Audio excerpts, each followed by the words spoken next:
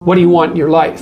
It's a very hard question to answer. You're going to have to put some effort into your life. Set up some aims for yourself, goals that you actually value. You need to be motivated to do that. If you're extroverted, you want friends. If you're agreeable, you want an intimate relationship. If you're disagreeable, you want to win competitions. If you're open, you want to engage in creative activity. If you're high in neuroticism, you want security. So now you've got your thing to aim at. Think, well, I'm motivated because I got my thing to aim at. Yeah. It's like you're not as motivated as you could be because you don't yet have your thing to run away from. Because if you really want to be motivated, you want to be going somewhere and you want to be not going somewhere else. You got to aim at something, otherwise your life is meaningless. Well, what should you aim at? Well, pick something, aim at it. As you move toward it, you'll get wiser. Then maybe your aim will change. That's okay, but at least it'll change in an informed way. Discipline yourself in one dimension. See what happens. In some sense, life is a game. The analogy is that in life, like in sports, you're setting forth an aim and then arranging your perceptions and your actions in pursuit of that. And that you also generally do it while cooperating and competing with other people. Right. So that's also the game-like element as well. Okay, so once you get your goal structure set up, you think, okay, if I could have this life, looks like that might be worth living, despite the fact that it's going to be anxiety-provoking and threatening, and there's going to be some suffering and loss involved and all of that. The goal is to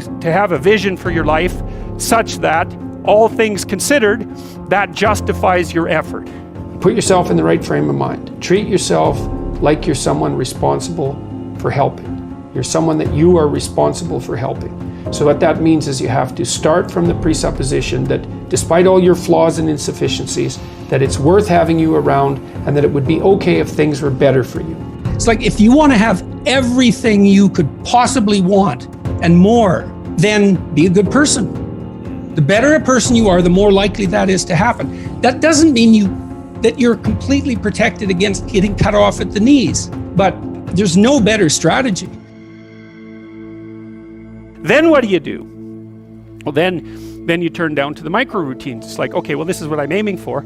How does that instantiate itself day to day, week to week, month to month? And that's where something like a schedule can be unbelievably useful. Google Calendar. It's like, make a damn schedule and stick to it. Okay, so what's the rule with the schedule? It's not a bloody prison. That's the first thing that people do wrong. They say, well, I don't like to follow a schedule. It's like, well, what kind of schedule are you setting up? Well, I have to do this, then I have to do this, then I have to do this, and then I just go play video games because who wants to do all these things that I have to do? It's like, wrong. Set the damn schedule up so that you have the day you want. That's the trick. It's like, okay, I've got tomorrow. If I was going to set it up so it was the best possible day I could have, practically speaking, what would it look like? Well, then you schedule that. And obviously there's a bit of responsibility that's going to go along with that, because if you have any sense, one of the things that you're going to insist upon is that at the end of the day, you're not in worse shape than you were than at the beginning of the day, right? Because that's a stupid day. If you have a bunch of those in a row, you just dig yourself a hole and then you bury yourself in it. It's like, sorry, that's just not a good strategy. Now it's okay, now you got your vision. You're trying to get through a territory you don't understand. And here's your option. No map, a map that's not so good but has some things about it, or a great map. Well, obviously the great map is the thing you want, but the map that's something is way better than the map that's nothing. Plus, as you explore, because of your map, you could start to fill in the details. Let's say you aim at something and you develop some skills along the way, and then you get like a third of the way there and you think, oh, that's not for me. It's like, well, yeah, fair enough, but now you've still got the skills you developed. You know exactly why it's not for you now. And then you can bring that wisdom back, even though it's not perfect, you can bring it back to your next plan. And so as you plan, you get better at planning, which is the crucial thing. So then we say to people, take your positive vision and make it into 8 stateable goals, right?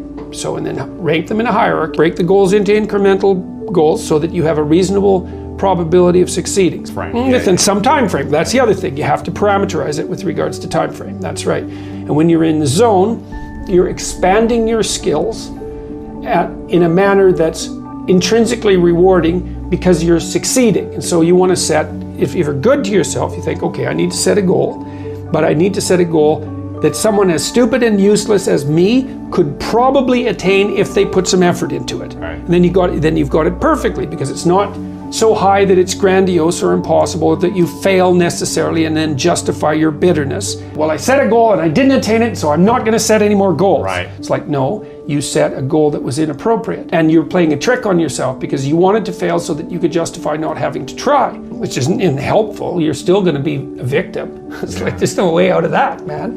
So, because life is a challenge that in some sense can't be surmounted. So there's no way out of your problem.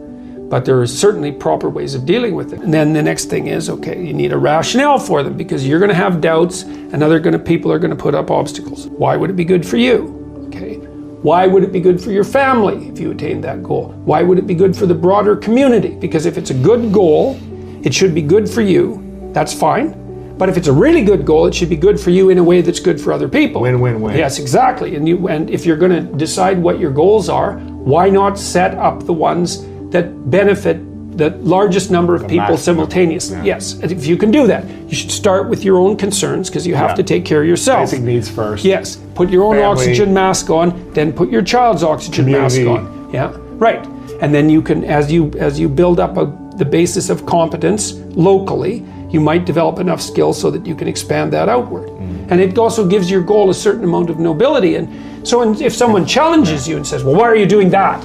That seems stupid. You could say, I'm doing that because it helps me take care of myself, but it benefits my family, and here's the reasons why, and this is the repercussions out into the broader community. People who are putting up objections and doubts aren't armed to deal with that kind of response. Yeah. And then when you have those doubts in your mind that plague you, you say, why am I doing this? Oh yeah, it's because, well, I have to take care of myself, because otherwise I'm pathetic and useless and bitter and cruel, and then I'm going somewhere terrible, so that's a bad idea, and here's how it would help my family, and here's how it would help the community, and that's good enough set of reasons for it, unless I can think of better ones. Right. If without better ones, that's good enough. When the unknown emerges, you tend to experience anxiety. And then there's the known, and I defined the known very specifically and very carefully.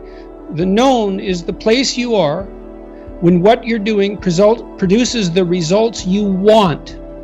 And I say want because that brings motivation and emotion into the game. So you're motivated to pursue something, you pursue it, and what you want happens.